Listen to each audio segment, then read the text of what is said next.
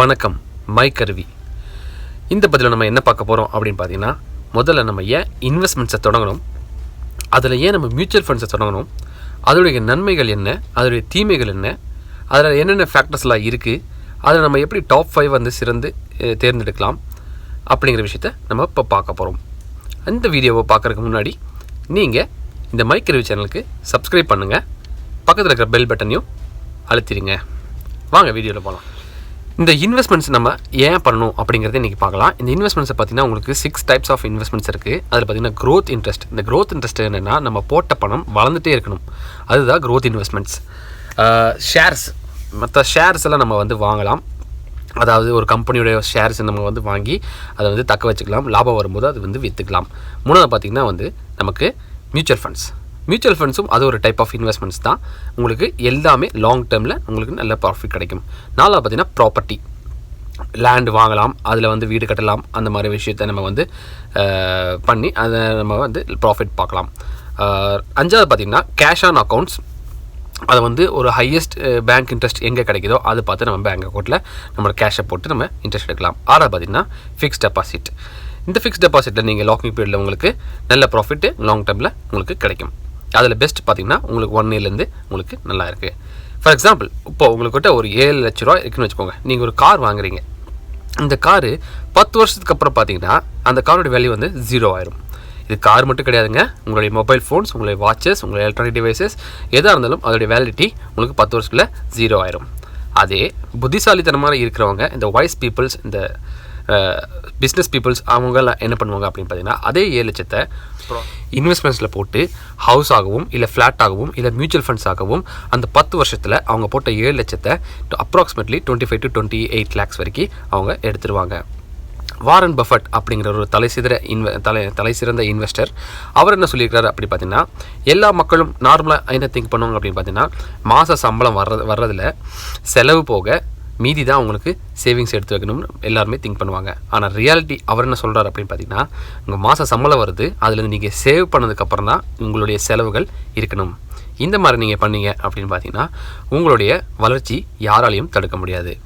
So இந்த mutual funds ஏன் தொடங்கணும் அப்படிங்கிறது என்கிட்ட நிறைய பேர் கேட்குறாங்க. அதுக்கு என்னுடைய பதில் என்னென்னு பார்த்தீங்கன்னா, இந்த மியூச்சுவல் ஃபண்ட்ஸ் நம்ம போடுறதுனால இதோட பியூட்டி, நமக்கு ஹண்ட்ரட்ஸ் ஆஃப் ஸ்டாக்ஸில் வந்து நம்ம வந்து இன்வெஸ்ட் பண்ணுறதுக்கு வாய்ப்பு இருக்குது. பின்ன பாண்ட்ஸில் இன்வெஸ்ட் பண்ணுறதுக்கு நமக்கு வாய்ப்பு இருக்குது. இந்த ஒரு ஃபண்டு மூலமாக நமக்கு டைவர்சிஃபை, அதாவது பிரித்து நம்ம வந்து இன்வெஸ்ட்மெண்ட் வந்து பண்ணிக்கலாம். முதல்ல இந்த மியூச்சுவல் ஃபண்ட்ஸோட டிஸ்அட்வான்டேஜ் அப்படிங்கிறது என்னென்னு பார்க்கலாம். அது தீமைகள் என்ன அப்படின்னா, முதல்ல நீங்கள் இந்த மியூச்சுவல் ஃபண்ட்ஸில் இன்வெஸ்ட்மெண்ட் பண்ணீங்க அப்படின்னா, இந்த போர்ட்ஃபோலியோன்னு ஒன்று இருக்கும். அதாவது அந்த ஃபண்டில் வந்து எந்தெந்த ஸ்டாக்ஸில் வந்து அவங்க இன்வெஸ்ட்மெண்ட் பண்ணுவாங்க அப்படிங்கிற ஒரு போர்ட்ஃபோலியோ இருக்கும். அதில் வந்து உங்களுக்கு ஒரு கண்ட்ரோலுமே கிடையாது. நீங்கள் கொடுக்குற இன்வெஸ்ட்மெண்ட் பணம் ஃபண்ட் மேனேஜர் மூலமாக அவங்களா ஸ்டாக்ஸ் தீர்மானித்து அவங்க அதை ரன் பண்ணுவாங்க. ரெண்டாவது பார்த்திங்கன்னா, நீங்கள் எப்போ இது செல் பண்ண நினச்சாலும் டேக்ஸுக்கு நீங்கள் உட்படுவீங்க. மூணாவது, உங்களுடைய இதற்கான ஃபீஸு, எக்ஸ்பென்ஸ் ரேஷியோ இதில் இருக்குது. இதில் வந்து ஜிஎஸ்டி அப்ளிகபிள் ஆகும். பின்ன எக்ஸ்பென்ஸ் ரேஷியோ அந்த ஃபண்டை பொறுத்து உங்களுக்கு அது அப்ளிகபிள் ஆகும். நாலாவது பார்த்திங்கன்னா, உங்களுக்கு கேஷு லாஸ் ஆக நிறைய வாய்ப்பு இருக்குது. அஞ்சாவது என்னென்னு பார்த்தீங்கன்னா, மொத்தமாக உங்களுக்கு இந்த கேஷ் போகிறதுக்கும் வாய்ப்பு இருக்குது. அந்த ஃபண்டு வந்து உங்களுக்கு புவராக பர்ஃபார்ம் பண்ணால். ஆறாவது, டைவர்சிஃபை பண்ணாத அந்த ஃபண்டை நீங்கள் இன்வெஸ்ட்மெண்ட் பண்ணீங்க அப்படின்னா மொத்தமாக லாஸ் ஆக வாய்ப்பு இருக்குது. ஆறாவது, இந்த எக்ஸ்பென்ஸ் ரேஷியோ வந்து 1.2% மேலே இருந்தால் அதனுடைய ரிஸ்க்கு உங்களுக்கு அதிகம். ஏழாவது, புவர் ட்ரேட் எக்ஸிக்யூஷன் இருந்தால் அந்த ஃபண்டு சரியாக வந்து வேலை செய்யாது. அப்போவும் உங்களுடைய கேஷ் வந்து லாஸ் ஆக வாய்ப்பு இருக்குது.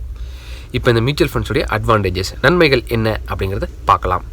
முதலாவது, கெடுபடியான அரசு ஒழுங்குமுறைகளாலும் மற்றும் உயர்வான டிஸ்க்ளோஷர் பாலிசி உள்ளதனாலும் நமக்கு இது நல்ல முதலீட்டுக்காக நமக்கு இதுக்கு பயன்படுது. அதாவது மேலும் இது வந்து நமக்கு செக்யூராக ஆக்குறது. ரெண்டாவது, டைவர்சிஃபை போர்ட்ஃபோலியோ இந்த ஃபண்டில் இருக்கிறதுனால நமக்கு ரிட்டர்ன்ஸ் அதிகமாக கொடுக்க வாய்ப்பு இருக்குது. மூணாவது ஃப்ளெக்சிபிலிட்டி, வளைந்து கொடுக்கும் தன்மை. நீங்கள் வந்து எப்படி வேணால் இன்வெஸ்ட்மெண்ட் பண்ணலாம், ஸ்டாப் பண்ணி வைக்கலாம், நீங்கள் அதிகமாகவும் பண்ணலாம், கம்மியாகவும் பண்ணலாம், அது உங்களுடைய இஷ்டம். நாலாவது பார்த்திங்கன்னா என்ஏவி ப்ரைஸ் வந்து ரொம்ப ஃபேராக இருக்குது, அதாவது கம்மியாக வந்து சார்ஜ் பண்ணுறாங்க, அது மூலமாக நமக்கு ஸ்டாக்ஸில் வந்து இன்வெஸ்ட்மெண்ட் பண்ணுறதுக்கு நிறைய வாய்ப்பு இருக்குது.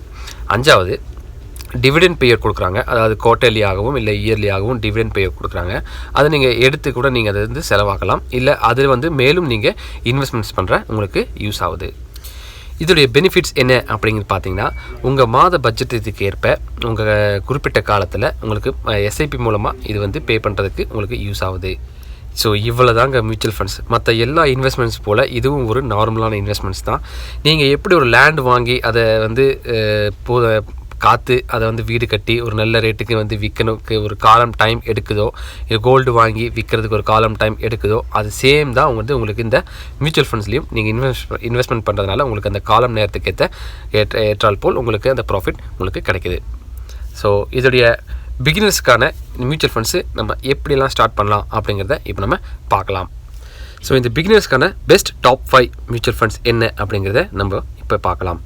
முதலாவது Franklin India equity hybrid fund. ரெண்டாவது ICICI Prudential equity and debt fund. மூணாவது பார்த்திங்கன்னா எஸ்பிஐ ப்ளூ சிப் ஃபண்ட். நாலாவது SBI Magnum multi cap fund.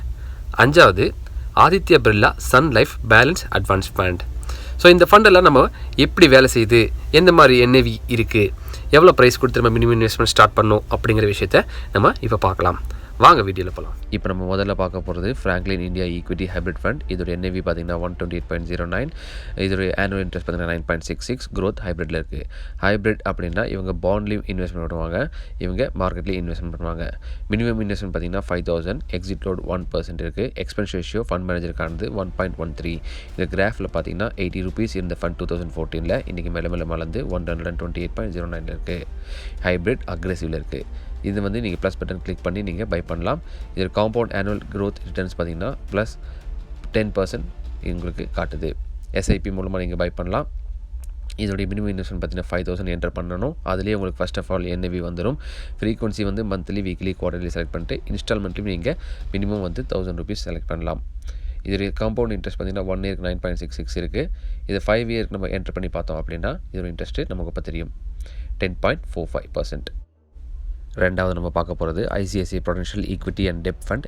இதோடைய என்ஏவி பார்த்தீங்கன்னா 139.47. ஆனுவல் ரேட் பார்த்தீங்கன்னா 6.96. க்ரோத் ஹைப்ரிட்டில் இருக்குது. நான் முன்னாடியே சொன்ன மாதிரி ஹைப்ரிட் நமக்கு வந்து பாண்ட்லேயும் பின்ன ஈக்விட்டியிலும் இன்வெஸ்ட்மெண்ட் பண்ணலாம். மினிமம் இன்வெஸ்ட்மெண்ட் பார்த்தீங்கன்னா 5,000. Expense ratio 1.21. இதோட என்ஏவி நான் முன்னாடியே சொல்லிட்டேன். காம்பவுண்ட் ஆனுவல் க்ரோத் ரிட்டர்ன்ஸ் பார்த்தீங்கன்னா 10.80% இருக்குது. இதோட கிராஃப் பார்த்தீங்கன்னா 2014 80 ரூபா இருந்த ஃபண்டு இன்றைக்கி மேலே வந்து 139.47 வந்து நிற்குது. பிகினர்ஸ்க்கான அடுத்த ஃபண்டு பார்த்தீங்கன்னா எஸ்பிஐ ப்ளூ சிப் ஃபண்ட். இதோட என்ஏவி 41.58 இருக்குது. 14.64 ஆனுவல் க்ரோத் இன்ட்ரெஸ்ட் கொடுக்குது. க்ரோத் இருக்குது, ஈக்விட்டியில் இருக்குது. இதோடைய என்ஏவி நான் முன்னாடியே சொல்லிட்டேன். இது வந்து லார்ஜ் கேப் ஃபண்ட். இதோடைய காம்பவுண்ட் ஆனுவல் க்ரோத் ரிட்டர்ன்ஸ் பார்த்தீங்கன்னா 11.22. மினிமம் இன்வெஸ்ட்மெண்ட் பார்த்தீங்கன்னா 5,000.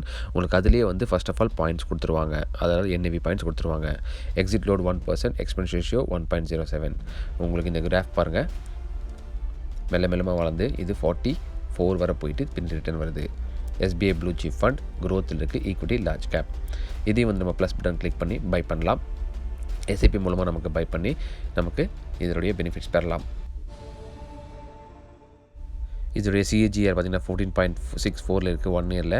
இனிஷியல் இன்வெஸ்ட்மெண்ட் 5,000 கிளிக் பண்ணி நம்ம ஸ்டார்ட் பண்ணலாம். ஃப்ரீக்வன்சி நமக்கு அதே மாதிரி செலக்ட் பண்ணி இன்ஸ்டால்மெண்ட்டில் நமக்கு 1,000 ரூபீஸ் வந்து மந்த்லி நமக்கு பே பண்ணிக்கலாம். இதோடைய சிஏஜிஆர் பார்த்தீங்கன்னா 1 இயரில் நமக்கு இவ்வளோ இருக்குது. 5 இயர் நம்ம கிளிக் பண்ணி பார்க்கலாம். 5 இயரில் பார்த்தீங்கன்னா உங்களுக்கு 11.22% ஆஃப் இன்ட்ரெஸ்ட் உங்களுக்கு வந்து இந்த ஃபண்ட் வந்து உங்களுக்கு அவைலபிள் பண்ணி தருது. அடுத்து நம்ம பார்க்க போகிற ஃபண்ட் பார்த்திங்கன்னா SBI Magnum multi cap fund. இதில் 2 டைப் இருக்குது, க்ரோத் இருக்குது, பின்ன டிவிடெண்ட் இன்ட்ரீம் பே அவுட் இருக்குது. இதோட வேல்யூஸ் பாருங்கள். இப்போ நம்ம பார்த்திங்கன்னா க்ரோத்தில் பார்க்கலாம். இதோடைய என்ஏவி பார்த்திங்கன்னா 51.92. இதோடைய காம்பவுண்ட் ஆனுவல் க்ரோத் ரிட்டர்ன்ஸ் பார்த்திங்கன்னா 13.36%. இதோடைய மினிமம் இன்வெஸ்ட்மெண்ட் பார்த்திங்கன்னா உங்களுக்கு 1,000 ரூபீஸ். எக்ஸிட் லோட் 0.1% தான். Expense ratio 1.07. இதையும் நம்ம ப்ளஸ் பட்டன் கிளிக் பண்ணி பை பண்ணலாம். எஸ்ஐபி மூலமாக பை பண்ணுறது மிகச்சிறந்தது நான் சொல்லியிருக்கேன். அது இப்போ பார்க்கலாம் எப்படி பே பண்ணுறதுன்னு. இதோடைய பாருங்கள், மினிமம் இன்வெஸ்ட்மெண்ட் பார்த்தீங்கன்னா ₹1000 மட்டும்தான். சிஏஜிஆர் 1 இயருக்கு 15.48. அப்புறம் உங்களுக்கு ஸ்டார்ட் எஸ்ஐபி டுடே அப்படின்னு கிளிக் பண்ணிவிட்டு ஃப்ரீக்வன்சி உங்களுக்கு செலக்ட் பண்ணிவிட்டு மினிமம் இன்வெஸ்ட்மெண்ட் உங்களுக்கு ஸ்டார்ட் பண்ணலாம். சிஏஜிஆர் 5 இயர்ஸ் பார்த்தீங்கன்னா உங்களுக்கு 13.36% இருக்குது. SBI, Magnum, multi cap fund, equity உங்களுக்கு க்ரோத்தில் இருக்குது. இது Aditya Birla Sun life balance advance fund. இதோட என்ஐவி பார்த்தீங்கன்னா 56.24. காம்பவுண்ட் ஆனுவல் ரிட்டர்ன்ஸ் பார்த்தீங்கன்னா 5 இயருக்கு 9.5. இது க்ரோத்தில் இருக்குது. Hybrid dynamic asset allocation balance அட்வான்ஸில் இருக்குது. இதோட மினிமம் இன்வெஸ்ட்மெண்ட் பாருங்கள் ₹100 மட்டும்தான். எக்ஸிட் லோட் பாருங்கள் ரொம்ப கம்மி. Expense ratio 1.08. இதையும் ப்ளஸ் பட்டன் கிளிக் பண்ணி வந்து நம்ம பை பண்ணலாம். SIP plus lump sum. நீங்கள் பாருங்கள், இதோட இனிஷியல் இன்வெஸ்ட்மெண்ட் ₹100 போட்டிருந்தது. அதுவே நம்ம ஸ்டார்ட் பண்ணலாம். இதோட காம்பவுண்ட் இன்ட்ரெஸ்ட் 1 இயருக்கு இப்போ 8.05% கொடுத்துருக்காங்க. ரொம்ப குறைவான ஃபண்டு தாங்க. இது வந்து நல்ல லாபம் ஈட்டக்கூடிய ஃபண்டு. பிகினர்ஸ்க்கு இது நல்ல ஹெல்ப்ஃபுல்லாக இருக்கும்.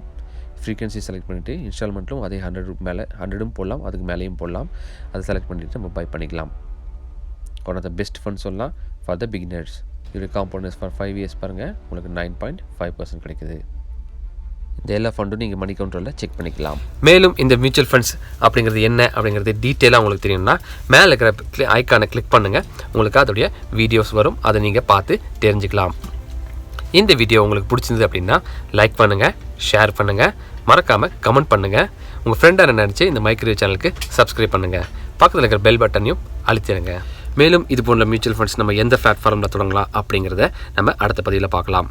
அது வரைக்கும் உங்களிடம் இந்த விடை பெறுவது உங்கள் Uma. Catch you then. Bye.